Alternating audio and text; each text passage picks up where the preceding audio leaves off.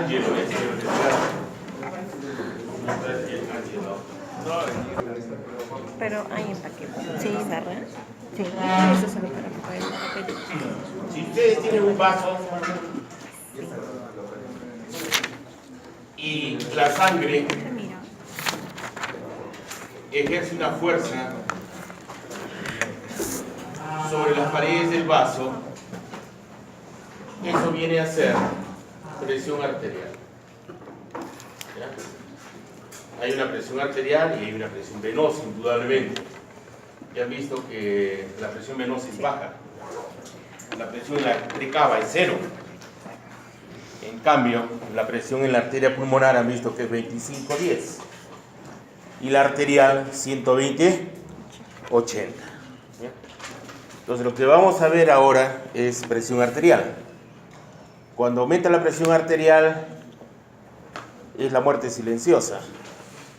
¿Por qué la muerte silenciosa? Porque no avisa. ¿Ya? No avisa. Y nos sorprende, al final, ¿en qué quedamos con hipertenso? Con insuficiencia renal. Bien. Y recuerden que nuestra sociedad consume mucha sal, ¿o no? Mucha sal. Somos como los árabes. Consumimos mucha sal. Ya han visto ustedes que el sodio arrastra agua o no arrastra agua. Arrastra agua. Aumenta volemia, no aumenta volemia. Aumenta volemia y aumenta presión arterial. ¿De dónde sale la presión arterial? Es de dos leyes sale aquí.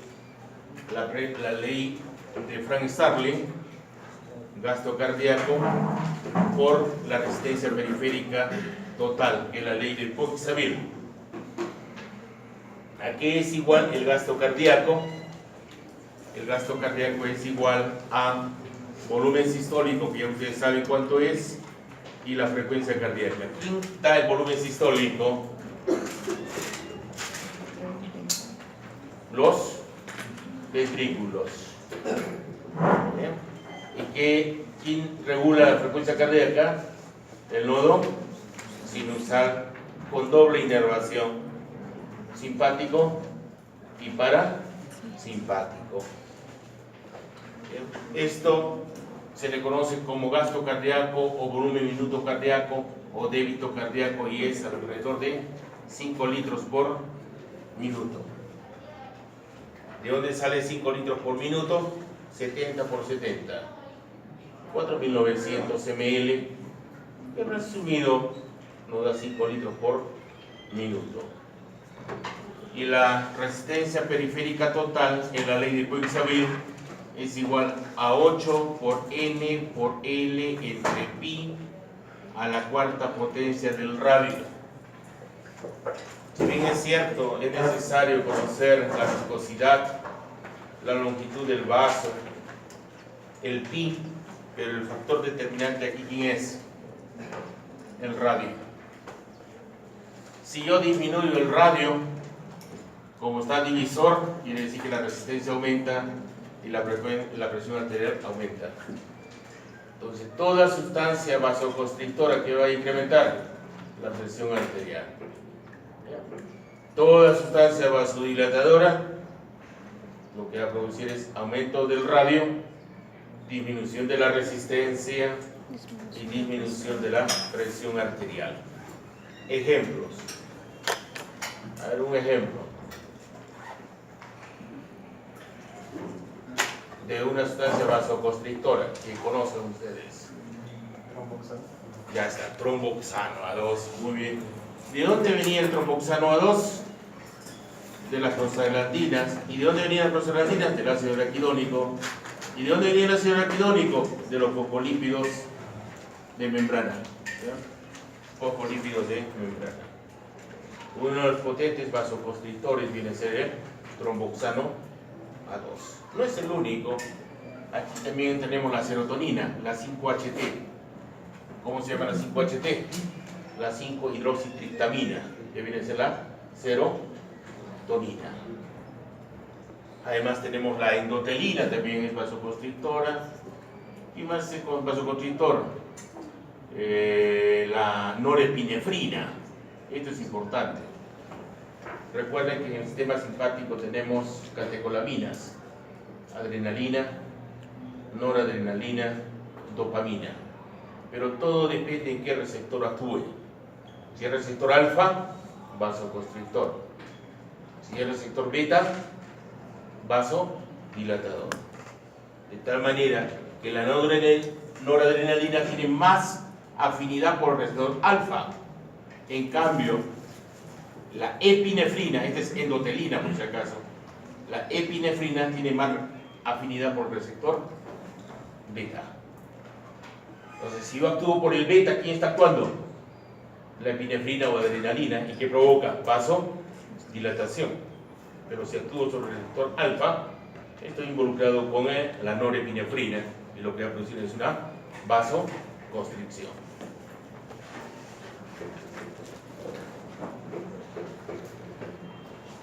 Bien, veamos. Aquí tienen la estructura vascular. Yo creo que ustedes han hecho histología, han hecho anatomía. ¿Quién tiene más desarrollada la capa media, más musculatura lisa vascular? Las arterias. En cambio, las venas, ¿tiene o no tiene? Es pobre. De tal manera que las venas se colapsan y se distienden. ¿Por qué? Porque la capa media es pobre en fibras musculares lisas. Conocen a su vez de que las arterias nos dan las arteriolas, se van disminuyendo en calibre, y las arteriolas capilares, y los capilares vénulas, y regresan como venas. Estos capilares, su estructura está en función a una célula que llamamos endotelio vascular.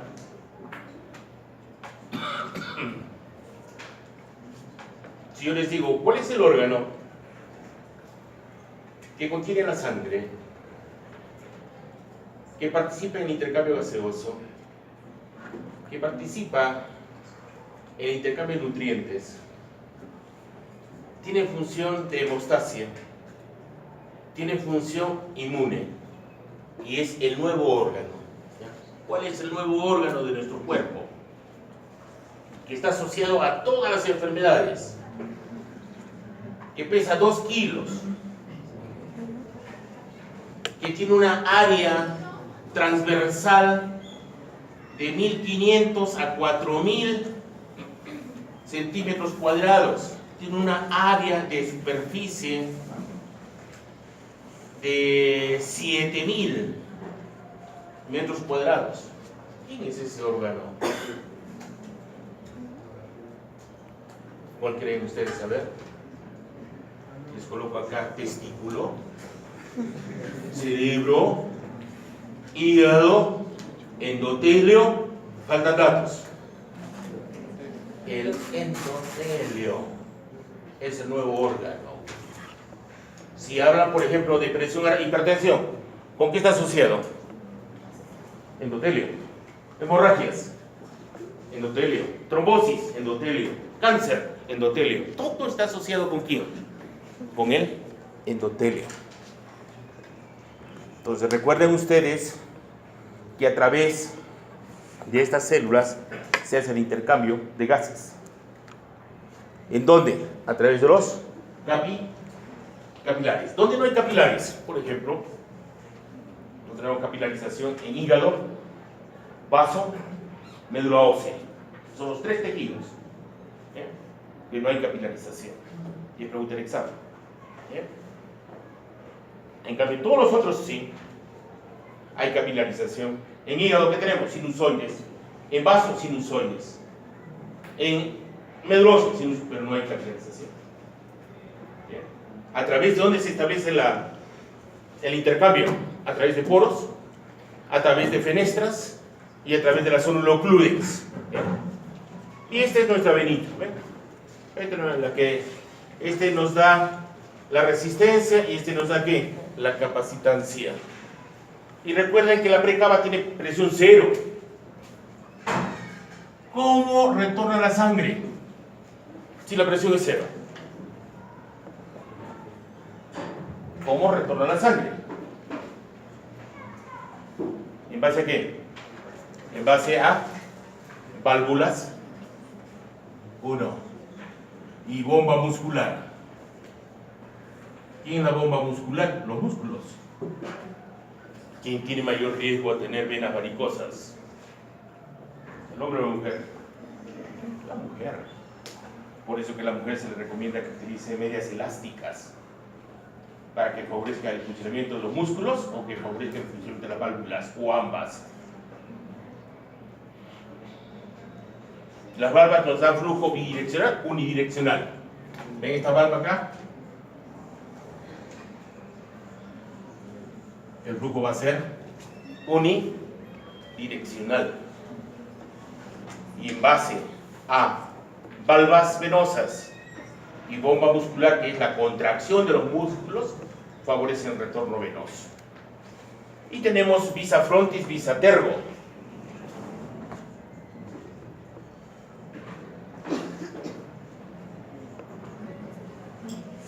¿Alguna vez han oído hablar de eso?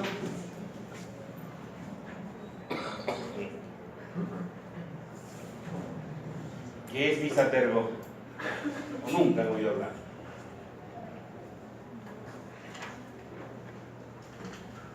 El visa tergo es una fuerza de propulsión durante la sístole ventricular. Y la visa frontis es una presión o fuerza de aspiración producido por la contracción de los músculos respiratorios. ¿Qué favorecen los dos? El retorno venoso. ¿Cómo funciona el corazón? Hemos dicho, se contrae, eso es en sístole, bombeo. Pero ¿cómo está la cámara ventricular? ¿Contraída o relajada? Contraída, pero la auricular, el atrio, ¿cómo está? Relajado. ¿Para qué la diástole? Para el llenado. ¿Ya? Pero ¿cómo está el ventrículo? Relajado. Pero ¿cómo está la aurícula? ¿Ah? Contraída en la tercera parte final, en la sístole atrial. ¿Ya? De tal manera que esa viene a ser la estructura, la que tiene más capa media y más musculatura y ofrece resistencia, viene a ser la arteria. En cambio, esta viene a ser la de capacitancia, almacenamiento. ¿Se acuerdan cuánto de volemia teníamos nosotros de sangre? Hombre, 8%. ¿Dónde estaba el 8% más? En venas, 65%. ¿Ya? 65%. En arterias, 10. En pulmones, 10. En corazón, 10. En capilares, 5. Pero donde se hace todo el intercambio es aquí, ¿ya? En los capilares. ¿De qué dependemos nosotros para mantener una presión estable? La presión estable para nosotros viene a ser la presión media funcional. ¿A qué es igual la presión media funcional? 2 presiones diastólicas más una sistólica entre 3. Promedio 95 milímetros de mercurio. ¿Ya? Realmente sale 93 punto y fracción, pero los libros ustedes lo van a abreviar como 95. ¿Alguien tiene pH? pH, papel higiénico, ¿tiene alguien? No tienen. ¿Qué usan ustedes? Ahí está, el señor está preparado para todo ahí. Muy bien. Préstame tu pH.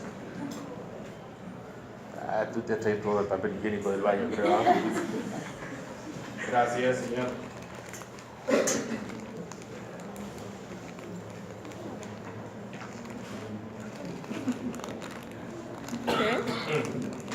Mantener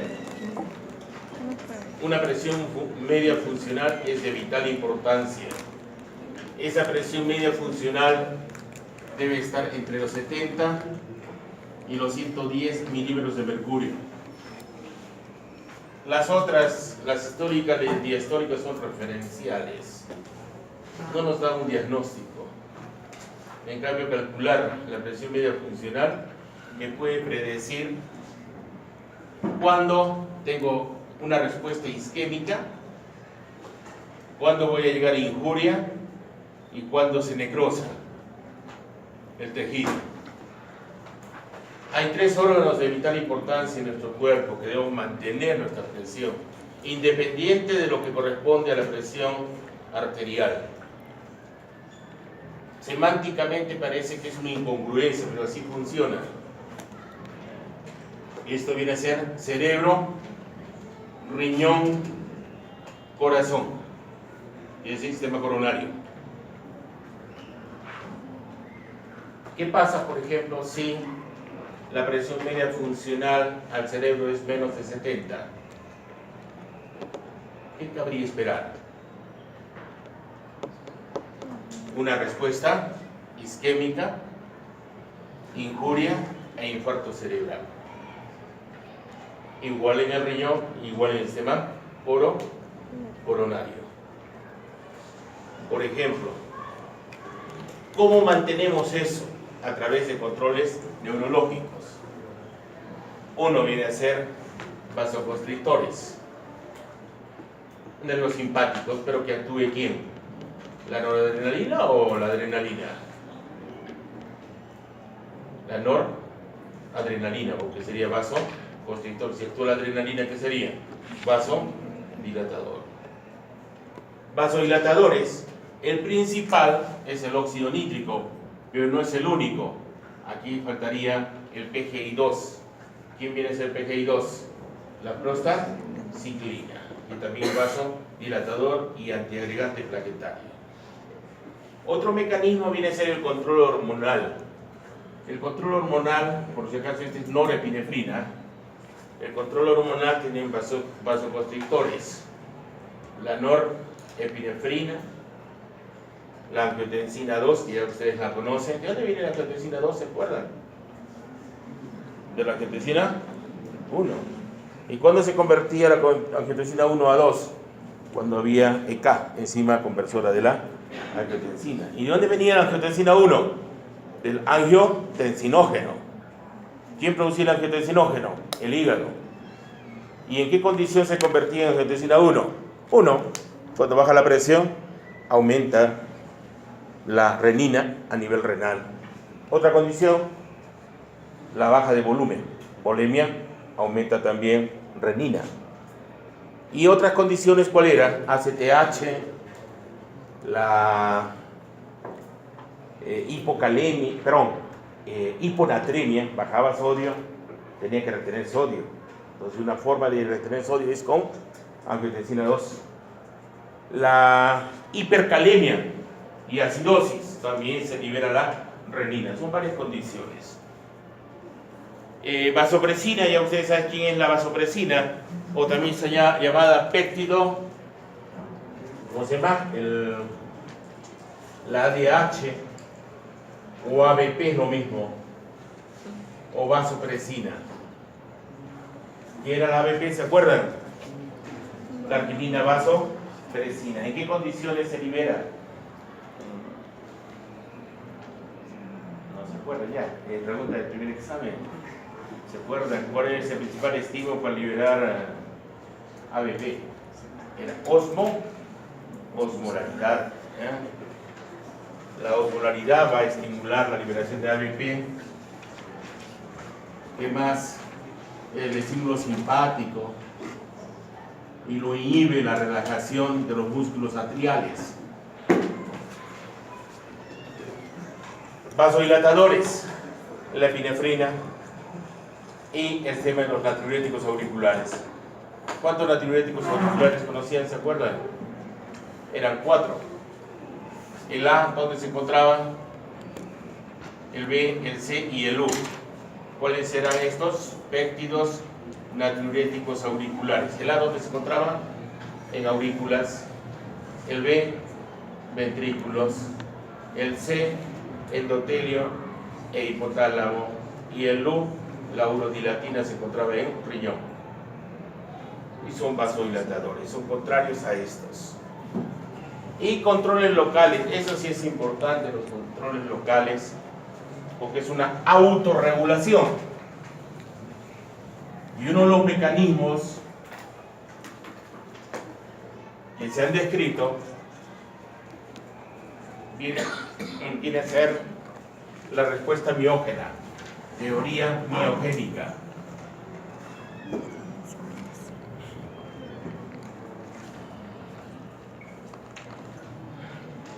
En la teoría miogénica se postula lo siguiente: la presencia de unos canales mecánico dependientes de calcio. Repito, se postula la presencia de unos canales mecánicos dependientes de calcio. ¿Cómo funciona? Cuando aumenta la presión, hay un aumento en la distensión, es decir, se distiende. Y cuando distiende, ingresa calcio. Y cuando ingresa calcio en las células musculares lisas vasculares, lo que provoca es una vasoconstricción. Y esta vasoconstricción provoca disminución del flujo. Repito, la teoría miogénica viene a ser la autorregulación por el propio músculo vascular del vaso. Y ahí se ha descubierto unos canales que les han dado el nombre canales mecánico dependientes de calcio. Si yo tengo aumento de la presión y yo no quiero que aumente el flujo porque es peligro, imagínense que ustedes comienzan a bailar perreo y llegan a una presión media funcional, imagínense de 150. ¿Será correcto eso?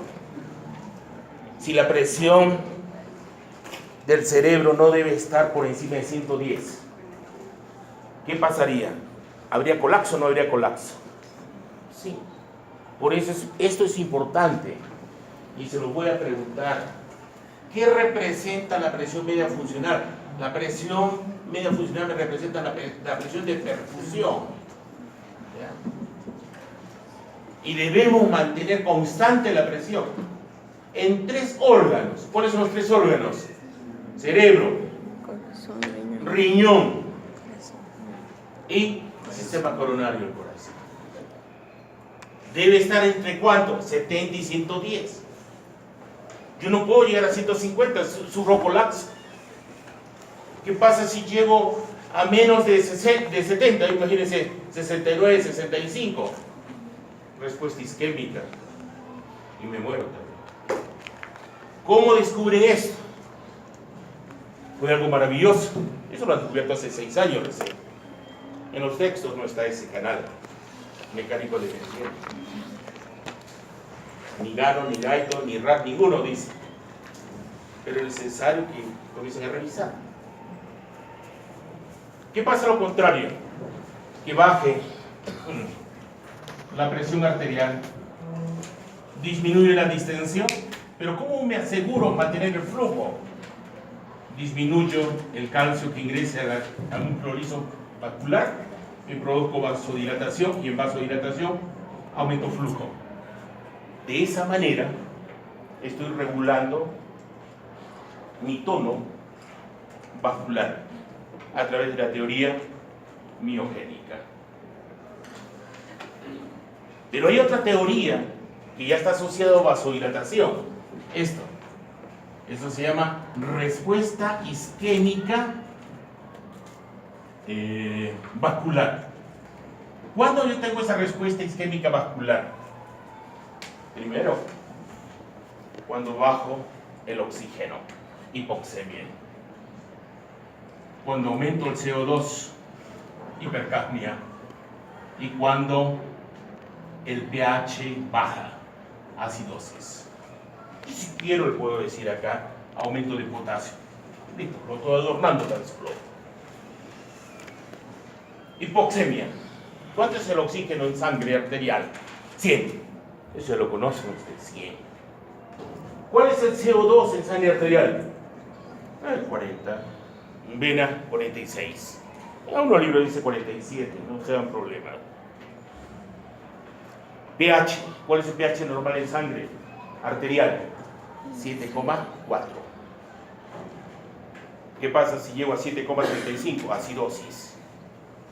Y potasio en plasma, ¿cuánto es lo normal? 3 a 5,5. Ya han visto que el potasio es peligroso. Si aumenta, baja umbral y aumenta excitabilidad. Es un problema el potasio. Todo esto es como consecuencia de lo que les he puesto acá. Esto, respuesta isquémica vascular. Esto.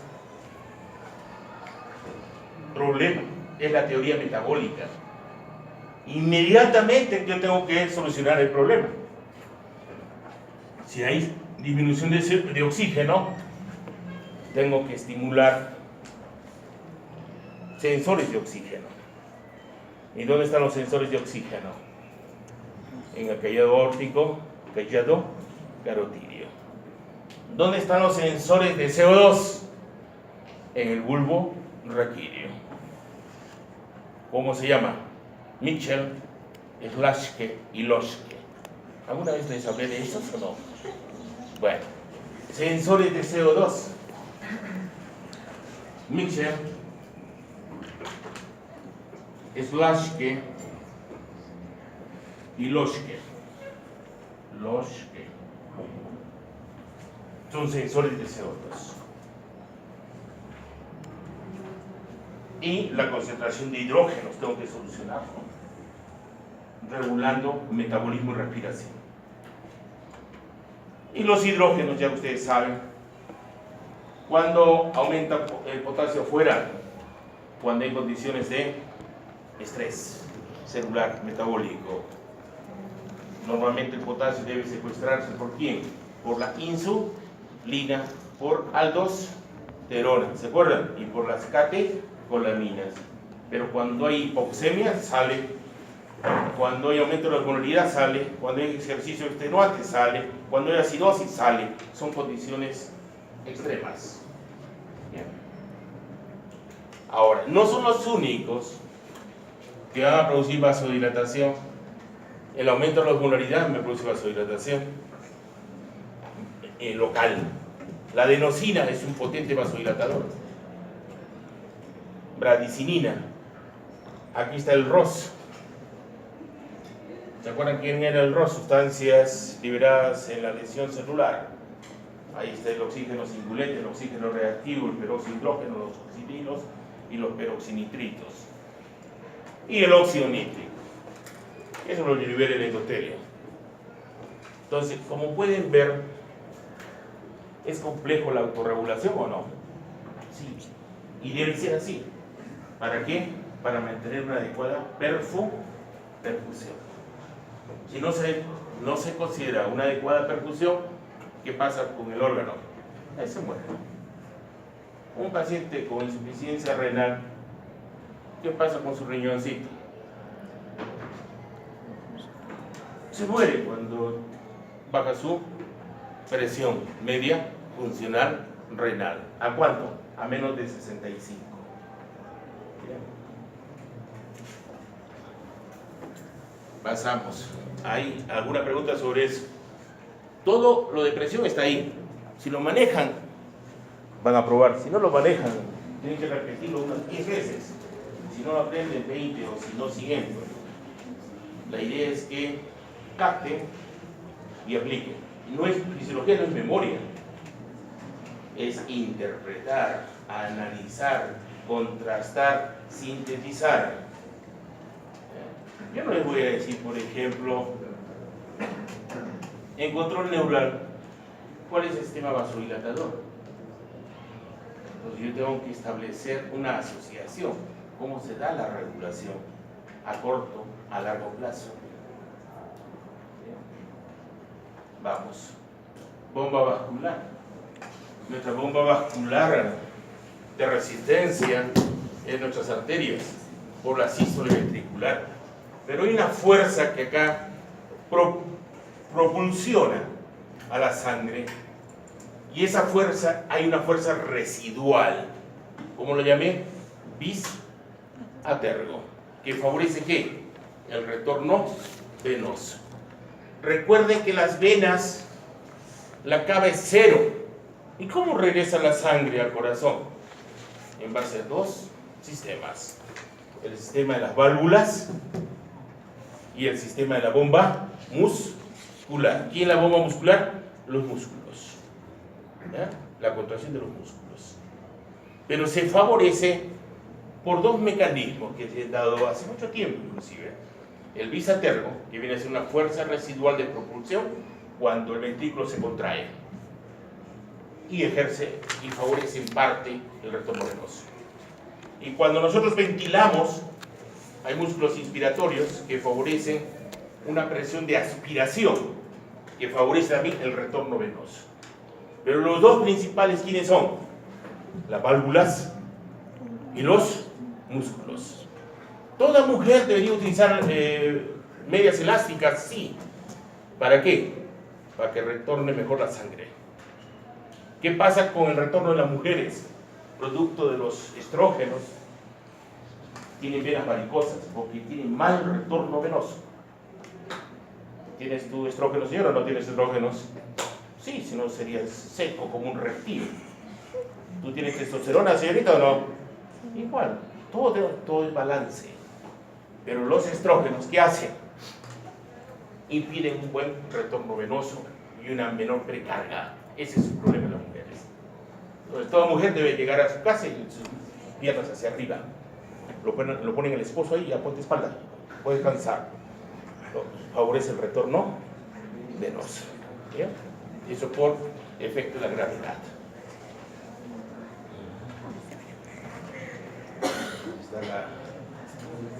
Acá está. Presión arterial. Dos presiones. La de bombeo, sistólica. La de llenado, diastólica. No nos dice nada. La que nos va a decir es la presión pulso y la presión media funcional. ¿Qué representa? ¿Qué representa la presión media funcional? La presión de perfusión.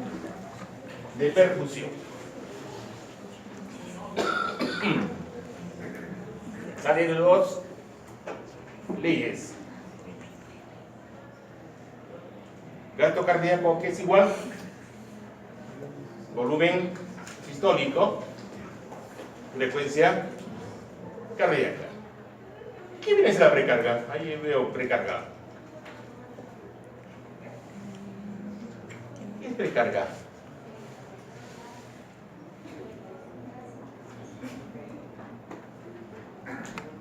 ¿Qué es poscarga? Acá confunden precarga con retorno venoso. Y la precarga no es retorno venoso. La precarga viene a ser la relajación del ventrículo durante el llenado. Es precarga. Y la poscarga es la contracción del ventrículo. Y hay una propiedad importantísima acá. ¿Se acuerdan cuál era el inotropismo? Era el ino. La fuerza de contracción. ¿Quién regula esto? ¿El simpático o el parasimpático? El simpático. En cambio, la frecuencia cardíaca, el simpático y el parasimpático.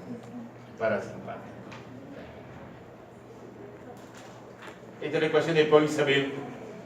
8 por n por L entre pi a la cuarta potencia del radio. ¿Qué es el pi? ¿Hablamos del pi con ustedes? No me acuerdo. ¿Qué es el pi? La relación de la longitud de la circunferencia entre el diámetro. ¿Y cuánto equivalía? 3.1416. El factor más determinante de la presión arterial, ¿quién es? El radio del vaso. Toda sustancia que disminuye radio aumenta resistencia y aumenta presión arterial. Para evaluar esto tienes que cerrar esa cortinita, si no vas a refractar, y en vez de que sea ayuda audiovisual es una venganza audiovisual. Es como que te enfoque con una linterna a tus ojos, entonces no ves nada, pues te cegas. La del fondo también, señorita, ¿ya? Ciérrate la del fondo. ¿Esto es para ayuda audiovisual o es para venganza audiovisual? Ayuda. Ya está, ahí ya se acomodó, ¿eh? Lógico. El ojo humano lo que hace, ¿qué hace? Absorbe, refracta, transmite. Absorbe luz. Y si refracta luz, ¿puedo ver o no puedo ver? No puedo ver, es como que a un alumno le coloque mi puntero láser, lo cego. ¿Ya? No lo ciego, sino lo cego. Entonces miren, aquí hay protocolos que lo van a ver en prácticas, como colocar el brazalete de Riva-Rossi. Entonces tienen que tomar la referencia del acromium con el olecrano. Entonces aquí van a tomar la distancia acá, así. Imagínense que les mida unos 36 centímetros, hipotético. 18 tiene que estar acá, mitad. Entonces el brazalete va a estar aquí. Nunca en la mal denominada flexura del codo, nunca acá. Tiene que estar acá. Por eso se dice 2 dedos por encima del mal llamado flexura del codo. ¿Hay flexura del codo? No, por eso es mal llamado flexura del codo. Segundo, tienen que auscultar la arteria braquial o humeral. Esa es profunda, entonces no está acá, está acá, aquí está. Entonces tienen que colocar sus dedos, sus 3 dedos, así, fuerte. Hasta que sientan el pulso, ahí deben colocar el diafragma o copa del estetoscopio. Ahí. No aquí, no aquí, menos acá. Ahí tiene que estar, en la humeral. Inclusive en el estetoscopio, perdón, en el esfigmomanómetro, les da una señal ahí, una bolita roja les pone ahí. Ahí debe estar el tránsito de la humeral. Y si ustedes no le colocan, o algunos tienen flecha inclusive así, una flechita roja, pero los que tienen ahí en Riester, en el laboratorio, tienen una bolita blanca que les indica la ubicación de la arteria humeral. Si no toman en consideración eso, no van a poder registrar la presión y se van a inventar. Ahora, ¿en qué se basa la presión arterial? Se basa en la auscultación de los ruidos de Korotkot. Entonces, Korotkot tengo 5 y debo aprendérmelos de memoria. Entonces, el primer ruido es chasqueantes, el segundo es soplo murmullo, el tercero es aporreo, el cuarto es sordina y el quinto silencio. En ustedes, que ya no son fulpines, la presión sistólica es el primer ruido y cuando hay silencio es la presión diastólica. Pero hay excepciones. ¿Cuál es la excepción? Que en niños la diastólica es en sordina, en embarazadas es en sordina. ¿Por qué razón registran sordina y no en silencio? Porque nunca entran en silencio. Cuando registre sordina, acá establezco ya es la diastólica en niños y en gestantes. Y el protocolo es bastante simple, ¿no? La idea es establecer el pulso radial, es protocolo. Entonces se coloca en forma adecuada este brazalete, se llama de Riva-Rossi.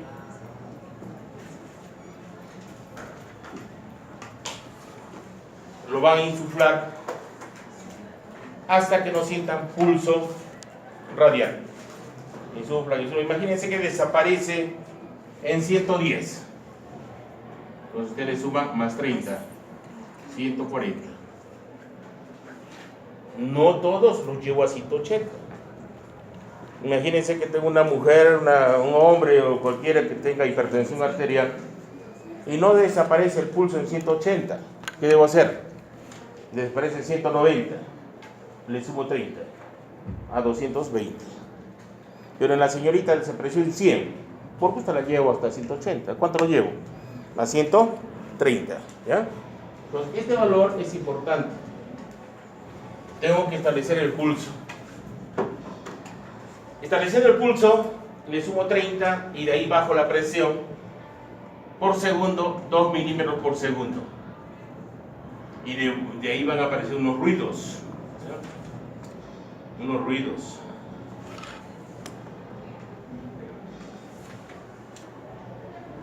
El primer ruido audible viene a ser la presión sistólica.